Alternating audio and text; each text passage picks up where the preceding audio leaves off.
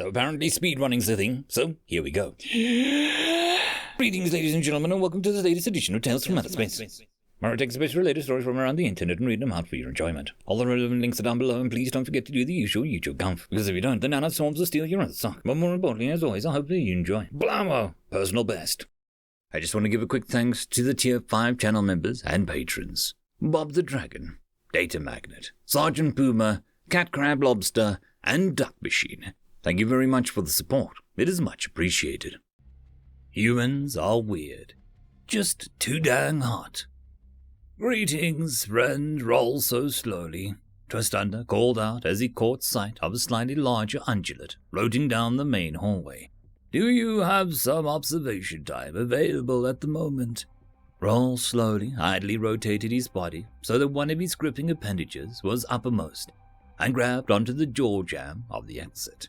This efficiently stopped his movement and allowed Twistander to catch up to him more easily against the drift current. I have no pressing assignments at the moment, Roll slowly observed. What did you wish to observe? Twistander caught up to him and cheerfully tapped Roll Slowly's exposed appendages in a friendly greeting. Roll slowly returned the gesture, and they drifted down the corridor. You expressed curiosity in how variable human reactions to touch greetings were, Twistander explained. Also, you were curious about how the acceptability of touch greetings varied with temperature and atmospheric pressure. Actually, Roll slowly interjected, I believe I expressed incredulity. That is a bit of a difference there. Twistander hummed in amusement. Well, I believe I can introduce you to a situation where the phenomenon will be exceptionally obvious, Twistander said, although it will require two distinctly different observational times. Do you have sapient species behavioral observation permissions? Roll slowly asked. You won't need them, Twistander said with a dismissive wave of an appendage. Everything we'll be doing falls under the casual social interaction exception. However, on that note, can you think of anything personally interesting you might want to ask the humans to collect for you on today's excursion? Roll slowly mulled over this as they began to swim towards the main airlock.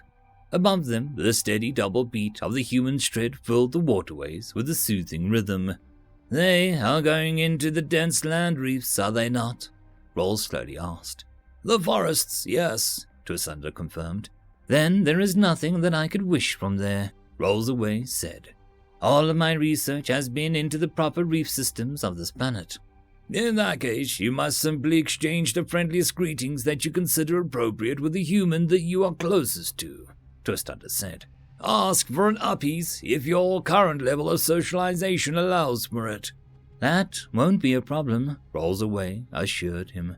Human friend Susan is on the team going out today. She has actually faced disciplinary hearings on no less than 3 separate occasions for giving unsolicited uppies. We are great friends.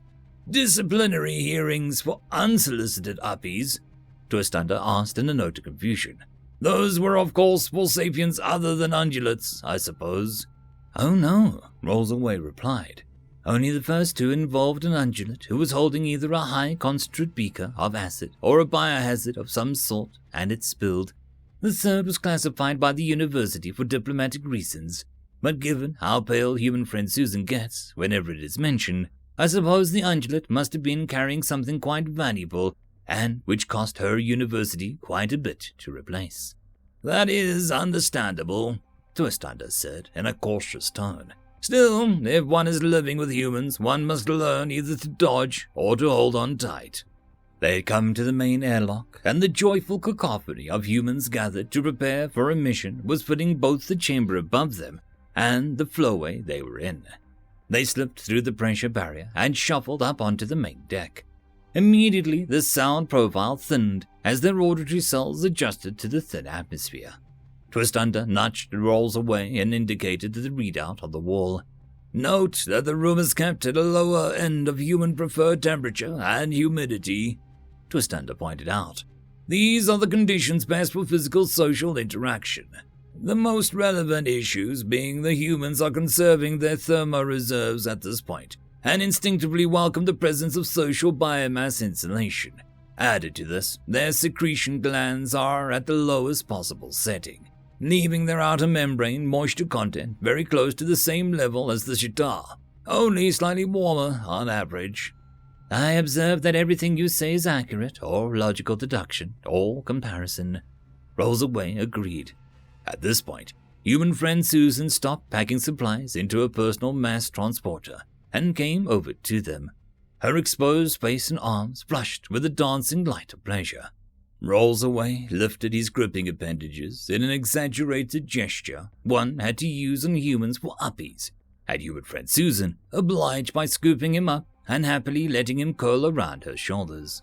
Her long braids slapped against her shoulders in an almost angry gesture that most ungulates learn to ignore fairly quickly. The concept that humans had no real control over the only real appendages that they were capable of growing was a difficult concept, but one that, once mastered, prevented much misunderstanding. "You guys came to see us off?" she asked Twistunder. "Indeed," Twistunder said. "That and to offer a warning." "What kind of warning, Twit?" human friend Mac asked, strolling over to greet the ungulates. "The temperature, humidity, will continue to rise until well past the solar zenith," Twistunder said. "Do remember to sustain your internal hydration."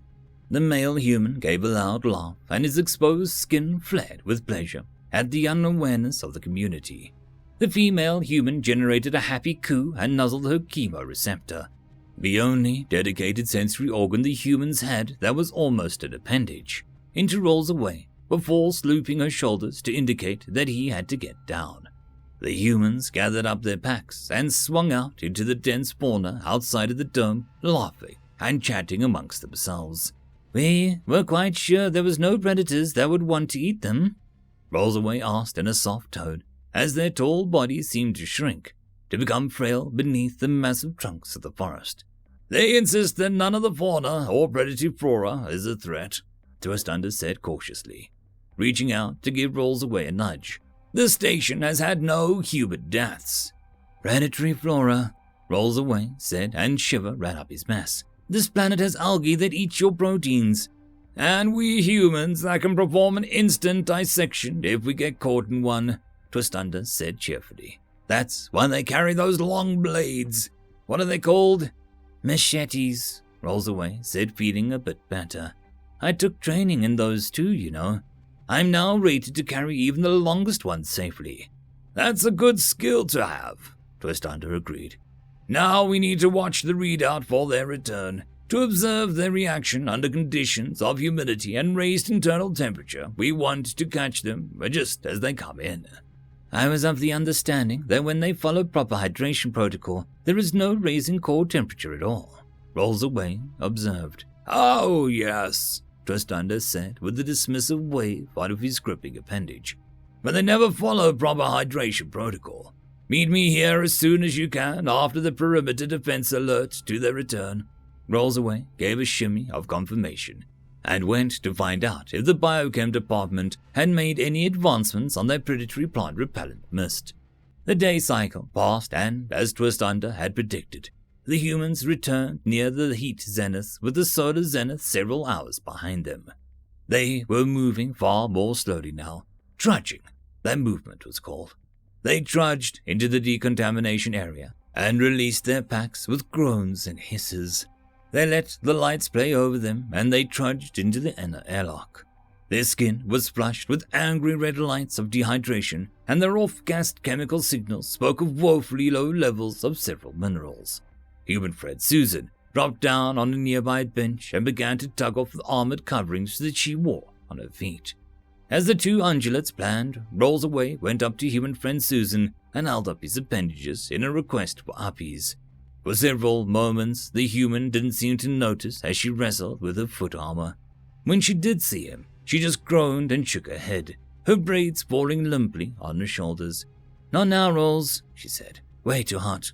"May I help remove your foot armor?" Rollsaway asked, slightly excited to get such a quick confirmation of the theory, slightly disturbed by the signals her outer membrane was giving off. "Too hot for you to be near my feet?" human friend Susan muttered. Which wasn't exactly logical, but the whole point of today's exercise was that he didn't really understand human thermodynamics. Twistunder was chatting with the crew lead, something about plant that's name was in debate at the university pending a more thorough description. Rollsaway mused that while the humans were moving so slowly was a good time to pin them down for questions. Do your braids increase your retained thermal energy, human friend Susan? Rollsaway asked. She turned her head to him and blinked slowly as she processed the information. She slowly nodded and her lips formed the shape of the words, but she didn't bother expending the breath to activate her sound-generating organ. She reached up with one hand and gathered both braids in one hand, pulling them up, causing her chin to dip down. Her other hand gripped the machete and freed it from its safety restraints. Then, in one smooth motion, she brought the blade, stained with fluids from innumerable plants, up and began to saw away at the braided appendage. Despite the blade clearly not being rated for something as tough as the appendage, the last few strands severed several seconds before Rollsaway began to shriek in horror.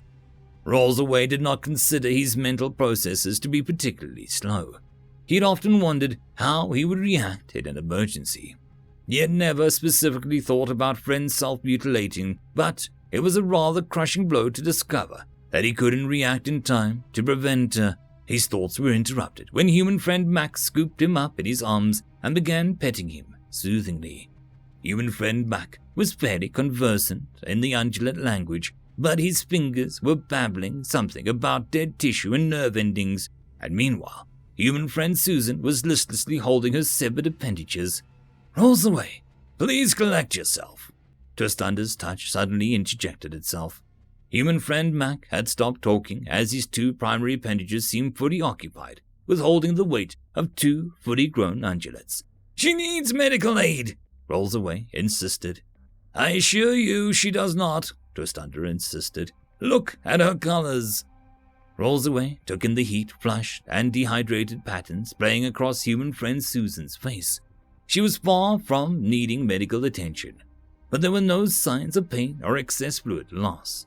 Now that he was thinking properly, he did recall that the material of the braids was technically dead tissue, and that other than mass, the human lost nothing by removing it. Still, the sight of those limp appendages in her hands sent shivers down Rollsaway's mass. Are you okay? Human friend Mac pressed into his mass. Yes, I will be. Rollsaway pressed back. Please, set me down. Come on, Twistunder said, tugging him towards the flowways. I know that looked traumatizing. I didn't think she would use such an inappropriate tool. You think the tool was the problem? Rollsaway demanded. Behind them, they heard human friend Mac demand of human friend Susan. What were you thinking? I was too hot, human friend Susan replied with a shrug. Less air means less hot. End of story. And that, my friends, concludes this video. I hope that you enjoyed, and if you do, please consider supporting the author, even by popping over and leaving a thumbs up or a nice comment, just to show your appreciation for the story. However, if you wish to support this channel, there are links down below which will help immensely. I will see you all in the next one, and until then, I hope that you have a fantastic day. Cheers.